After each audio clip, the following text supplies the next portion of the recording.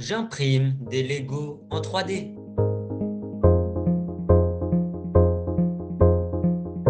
Dans les précédents épisodes, j'ai modélisé et imprimé des briques Lego de 2 par 1 et de 1 par 1. Et dans cet épisode, je m'attaque à les build plates. Dans cette vidéo, je ne vais pas m'attarder sur la partie modélisation, je vais plus m'attarder sur la partie sliçage. Mais c'est quoi le sliçage, me direz-vous? Alors, le sliçage, pour faire simple, c'est le moment où on vient transformer notre fichier 3D .stl en un fichier G-code, un ensemble de lignes de code qui vont être donc lisibles pour la machine.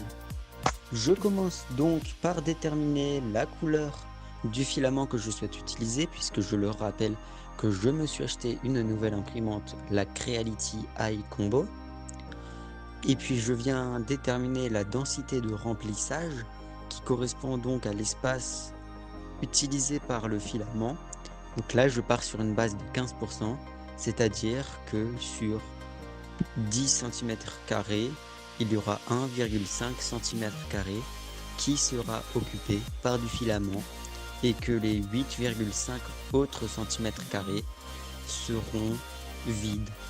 Je viens ensuite déterminer le motif de remplissage de mon objet. Donc en fait c'est la structure interne utilisée pour remplir l'intérieur d'un objet qui va donc influencer en fait sur la solidité et le poids de mon objet final, mais également donc qui dit poids dit prix.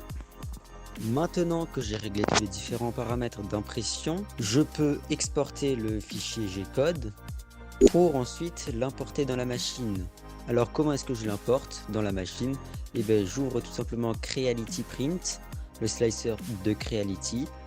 Je viens ensuite ouvrir ma machine pour ensuite tout simplement importer le G-code dans la machine. Et puis le G-code après il reste dans la machine. Et ça c'est pratique. Et une fois le sliçage terminé, place à l'impression.